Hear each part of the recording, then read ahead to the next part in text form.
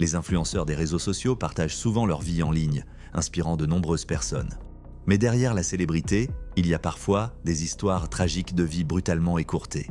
Dans cette vidéo, nous allons explorer 5 récits réels d'influenceurs ayant connu une fin troublante et prématurée. Ce sont les récits saisissants de vies brisées par des événements imprévisibles et choquants.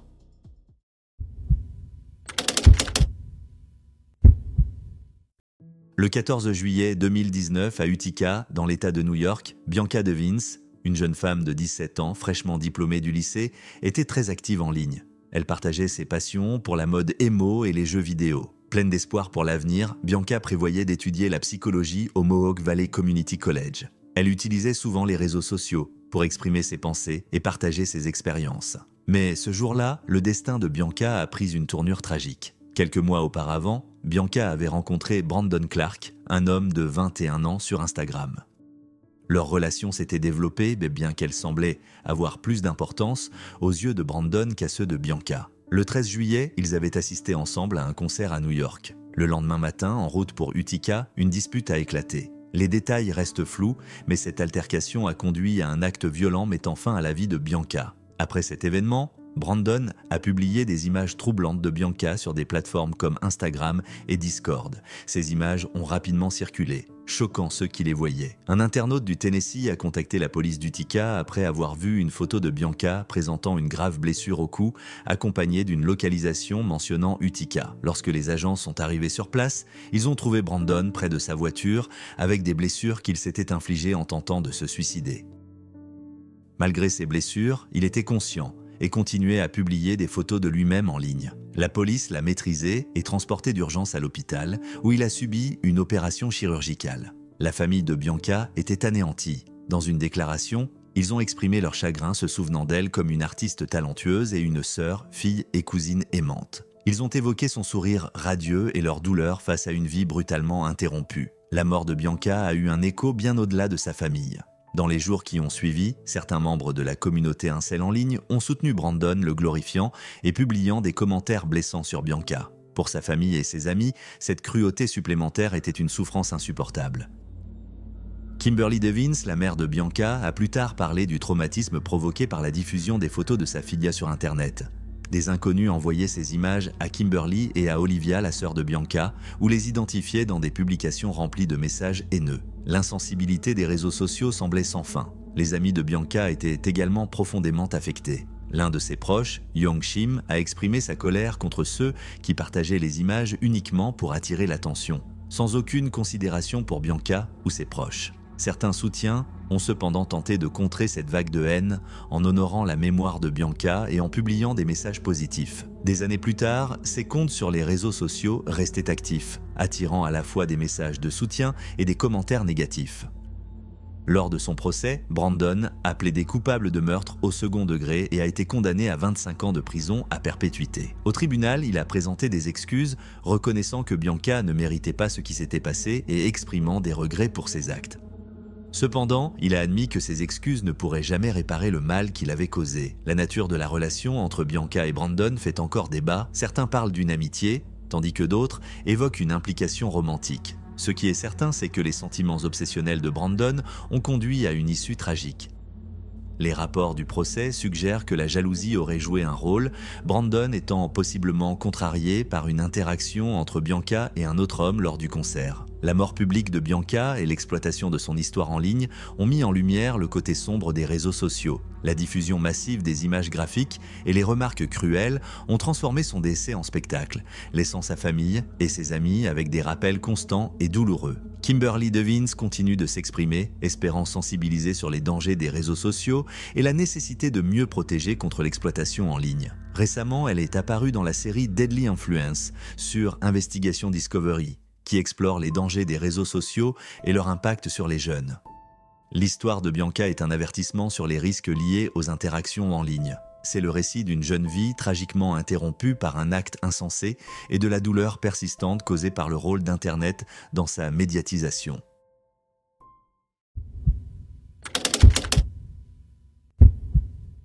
Le 19 juin 2019, à Brooklyn, New York, Desmond Damofa, un YouTuber de 29 ans connu sous le pseudonyme Etika, était une figure très appréciée dans le monde du gaming, particulièrement parmi les fans de Nintendo. Reconnu pour son énergie débordante et son charisme, Desmond avait construit une large communauté grâce à ses contenus captivants et à ses live-streams.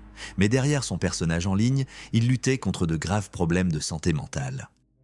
Les chaînes YouTube et Twitch de Desmond étaient extrêmement populaires, attirant des milliers de fans qui suivaient ses créations. Cependant, son comportement était devenu de plus en plus inquiétant au fil des mois. En octobre 2018, YouTube a suspendu sa chaîne EW Network après qu'il a publié des contenus enfreignant les règles de la plateforme. Cet événement a marqué un tournant dans la présence en ligne de Desmond, ses publications et live-streams devenant plus imprévisibles et parfois alarmants.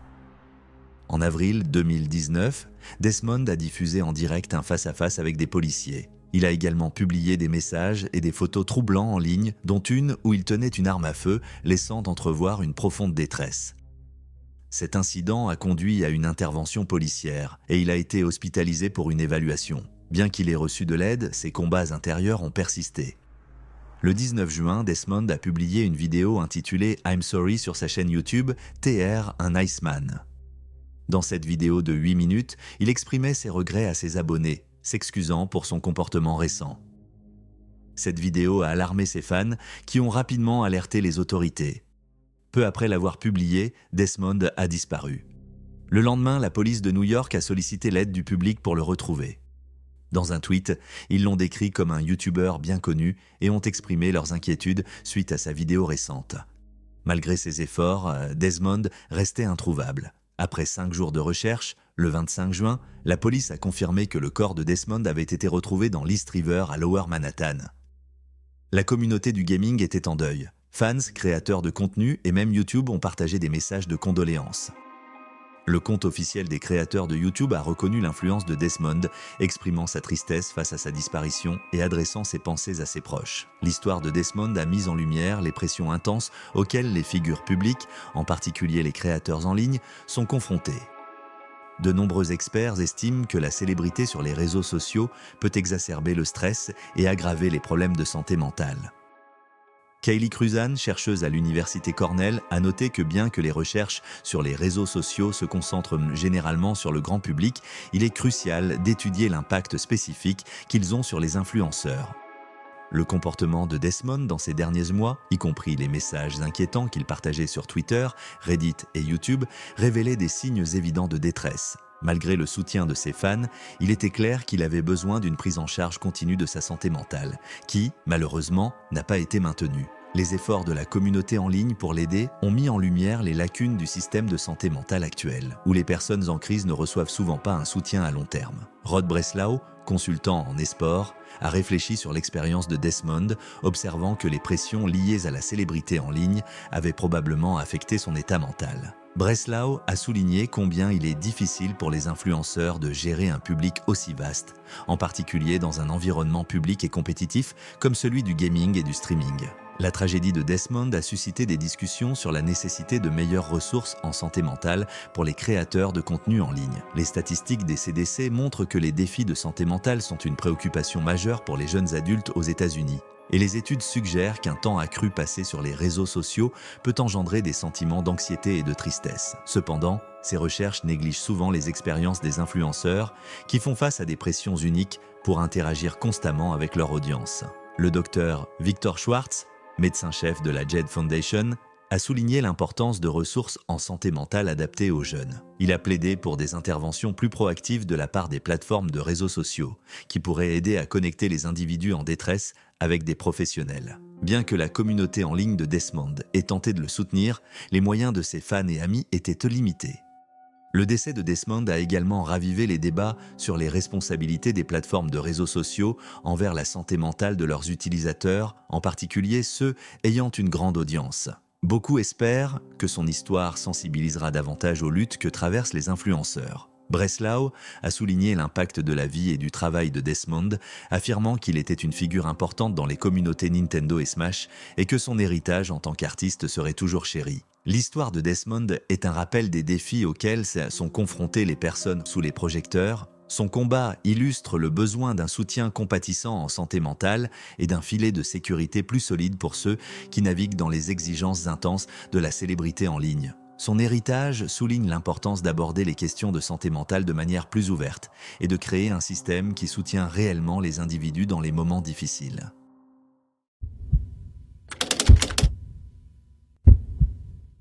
Le 27 septembre 2024, à Tbilissi, en Géorgie, Arina Glazunova, une personnalité TikTok russe âgée de 27 ans, passait une soirée avec des amis. Connue pour sa personnalité pétillante et ses mises à jour régulières sur les réseaux sociaux, Arina partageait beaucoup de sa vie avec ses abonnés, y compris ses aventures de cette nuit-là. Alors qu'il se promenait dans Tbilissi, elle enregistrait une vidéo capturant des moments de joie avec ses amis. Au cours de leur sortie, le groupe s'est retrouvé à une station de métro. Il faisait sombre et seule la lumière de la station éclairait les lieux. Près des escaliers menant au souterrain, Arina a décidé de chanter une chanson du groupe russe Hunger Boys intitulée For the Last Time. Son ami a enregistré sa performance avec son téléphone. Concentrée sur son chant et sur la caméra, Arina n'a pas remarqué un petit muret à hauteur de genou situé à l'extrémité des escaliers. Dans un tragique faux pas, elle a trébuché sur cette barrière et a basculé dans le vide, disparaissant dans le passage souterrain en contrebas. L'enregistrement de ses amis a capturé ses derniers instants,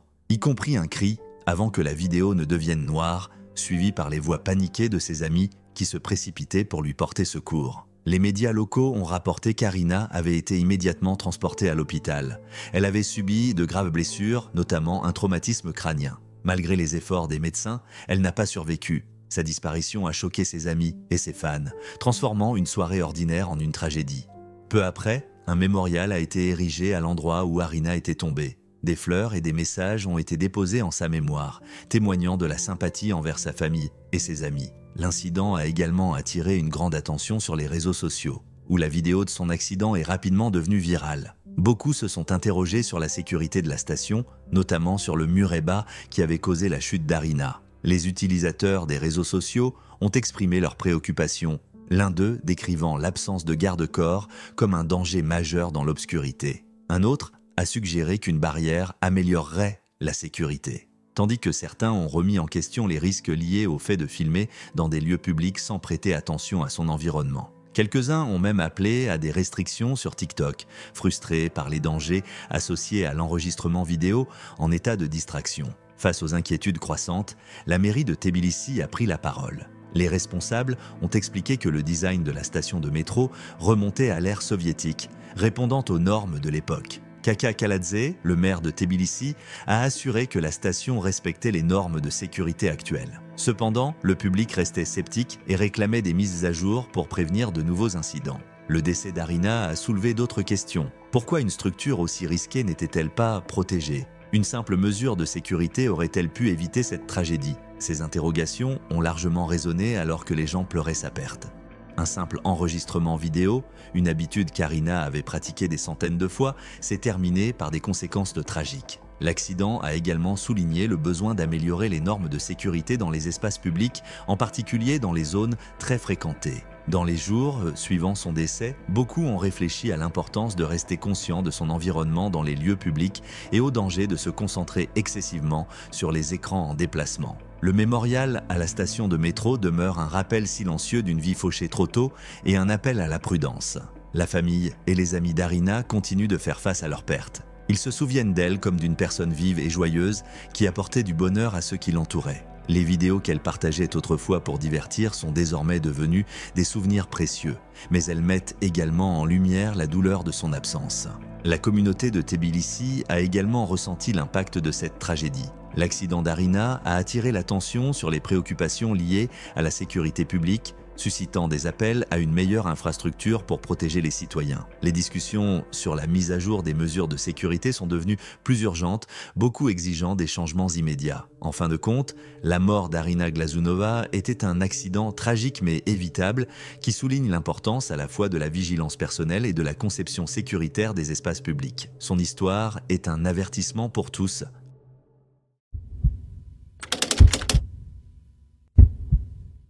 Le 22 décembre 2021, la communauté des influenceurs a été bouleversée par la perte de Maeva Ksaichinsky, connue sous le nom de Mavachou. À seulement 32 ans, Maeva était mère de 4 enfants et avait rassemblé plus de 150 000 abonnés sur YouTube grâce à ses vlogs familiaux sincères et personnels. Mais derrière ces vidéos pleines de joie, Maeva traversait des épreuves immenses, subissant un harcèlement en ligne incessant qui la poussait à bout. Maeva partageait ouvertement ses difficultés dans ses vidéos. Le cyberharcèlement constant la faisait se sentir piégée, surveillée et menacée. Son avocat, Stéphane Jurana, a révélé qu'elle avait déposé une plainte pour harcèlement moral et abus d'influence le jour même de son décès. La plainte visait son ex-mari, Adrien Chachinski, qu'elle accusait d'utiliser ces plateformes pour inciter d'autres personnes à s'en prendre à elle sur les réseaux sociaux, notamment Instagram, Twitch et YouTube. Le harcèlement incluait des commentaires dégradants et de fausses accusations concernant son rôle de mère. L'histoire de Maeva ne s'est pas arrêtée avec sa disparition. Une enquête a été ouverte pour révéler toute l'ampleur du harcèlement qu'elle avait subi. Et de nouvelles parties civiles se sont jointes au dossier. Le 27 février 2024, Adrien et sa nouvelle compagne ont été placés sous contrôle judiciaire et accusés de harcèlement ayant conduit à la mort de Maeva. Pour la famille de Maeva et son dernier compagnon, Romain, cela représentait un pas vers la justice. L'avocat de Maeva, Stéphane Jurana, a commenté que ces accusations confirmaient l'existence d'éléments substantiels et concordants impliquant Adrien et sa compagne dans des actions ayant contribué au décès de Maeva. Il a exprimé un soulagement quant à l'avancement de l'affaire, rappelant combien celle-ci était restée longtemps non résolue. Adrien, cependant, a nié ces accusations. Son avocat, Laurent Mortet, a affirmé qu'Adrien rejetait fermement tout acte répréhensible et qu'il était déterminé à se défendre. Mortet a souligné la situation difficile dans laquelle se trouvait la nouvelle compagne d'Adrien, confrontée à des critiques virulentes et à des informations fausses diffusées sur les réseaux sociaux. Le parcours en ligne de Maeva avait commencé en 2013 et elle avait connu un grand succès en 2018, lorsque sa chaîne YouTube avait dépassé les 100 000 abonnés. Sur sa chaîne Mavachou, une maman sans filtre, elle partageait sa vie de mère de manière authentique et sans détour. En 2017, elle était également apparue dans une émission de télé-réalité, ce qui avait amplifié sa notoriété. À la fin de sa vie, Maeva comptait 151 millions d'abonnés sur YouTube, 90 millions sur Instagram et 38 millions sur Facebook. Cependant, sa vie personnelle était complexe. Elle vivait à Batilly, en Meurthe-et-Moselle, avec Adrien, et ensemble, ils géraient une entreprise de marketing et d'information tout en élevant leurs 4 enfants. En 2018, ils avaient même fondé une association caritative, pour une petite souris, pour soutenir des orphelinats. Mais leur relation s'était dégradée, menant à une séparation difficile.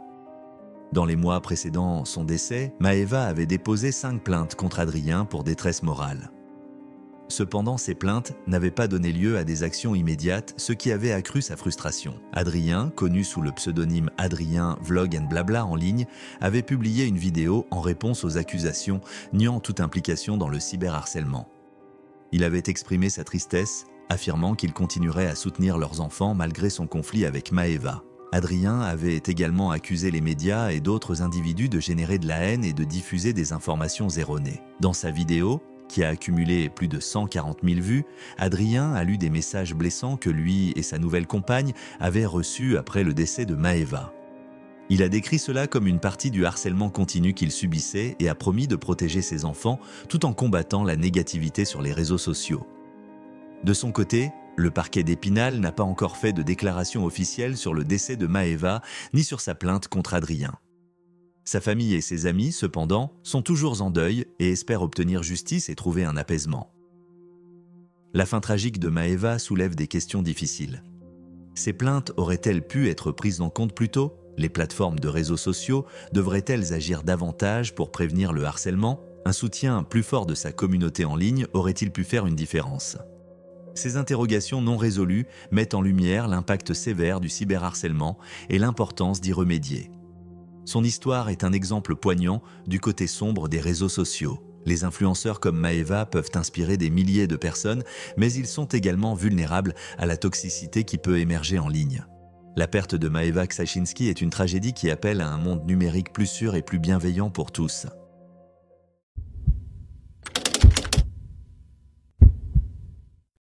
Le 13 octobre 2024, à Talavera de la Reina, en Espagne, Louis Stevenson, un influenceur britannique de 26 ans, était connu pour ses cascades audacieuses et ses aventures palpitantes qu'il partageait souvent sur les réseaux sociaux.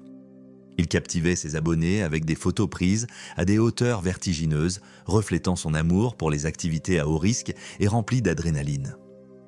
Ce jour-là, Lewis avait décidé d'escalader le pont de Castilla-La Mancha, haut de 192 mètres, l'un des plus hauts d'Espagne, sans aucun équipement de sécurité dans l'espoir de capturer une nouvelle image spectaculaire pour son Instagram.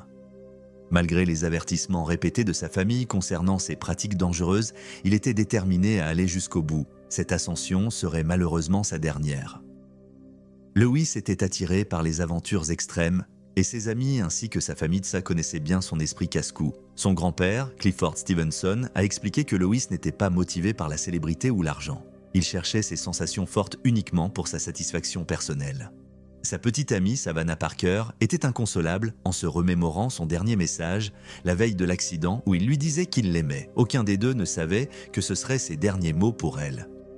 Tôt ce dimanche matin, Lewis s'est rendu sur le pont avec un ami de 24 ans. De fortes pluies avaient rendu les surfaces glissantes, mais Lewis n'a pas été découragé. Ils ont commencé l'ascension, atteignant environ 50 mètres de hauteur lorsqu'un drame s'est produit. Lewis a soudainement perdu sa prise et a chuté. La scène était déchirante. Un automobiliste de passage a appelé les secours qui sont arrivés rapidement. À 7h14, les autorités ont retrouvé son corps sans vie. Son ami, bouleversé par le choc, était initialement incapable de parler.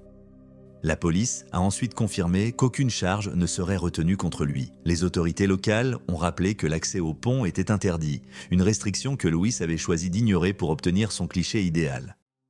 Savannah était anéantie par la perte et a partagé un détail qui rendait la tragédie encore plus dévastatrice. Lewis avait mentionné ne pas se sentir bien peu avant l'accident, disant même à son ami qu'il avait besoin de se reposer un moment. Savannah soupçonnait qu'il n'avait peut-être pas mangé, ce qui aurait pu aggraver son état. On lui a rapporté qu'il avait perdu connaissance avant la chute, un ajout glaçant à l'histoire, car il n'avait jamais connu de tels symptômes lors de ses précédentes cascades. Le décès de Lewis a bouleversé la communauté des amateurs de sensations fortes et des influenceurs. Les hommages ont afflué de la part d'amis partageant sa passion pour l'escalade à haut risque. Beaucoup ont réfléchi au privilège de l'avoir connu et à la tristesse immense de sa perte. D'autres ont exprimé leur gratitude pour le sentiment de liberté et la mentalité intrépide qu'il incarnait, honorant l'esprit aventurier qu'il insufflait autour de lui. Lewis partageait ses aventures à l'échelle mondiale sur son compte Instagram Expedition, documentant des ascensions sur des gratte-ciel et des structures dans le monde entier. Des gratte-ciel de New York au toit d'hôtels de Mexico, chaque publication reflétait son approche intrépide de la vie, inspirant des abonnés émerveillés par son courage. Quelques jours avant l'accident, le 3 octobre, il avait partagé une photo prise au sommet du stade de Nottingham Forest. Bien que sa vie se soit terminée tragiquement, l'esprit de Lewis continue d'inspirer sa communauté. Il restera dans les mémoires non seulement pour ses exploits audacieux, mais aussi pour la passion intense qu'il mettait dans chacune de ses aventures. Son histoire nous rappelle la fine frontière entre la recherche de sensations fortes et les risques sérieux que cela comporte. La communauté locale de Talavera de la Reina a exprimé ses condoléances, attristée par cette issue tragique. Macarena Muñoz, conseillère à la sécurité citoyenne, a souligné les risques graves associés à de telles cascades et a réitéré l'interdiction de grimper sur le pont. Le conseil municipal a également mis en avant cet incident, rappelant les dangers de ce genre d'activité risquée. Alors que sa famille et ses amis font face à leur perte, des questions demeurent. Et si Lewis avait pris les avertissements plus au sérieux? Et si la météo avait été plus clémente? Et s'il avait été plus prudent ce matin-là? Ces questions troublantes ajoutent à la douleur de sa disparition prématurée.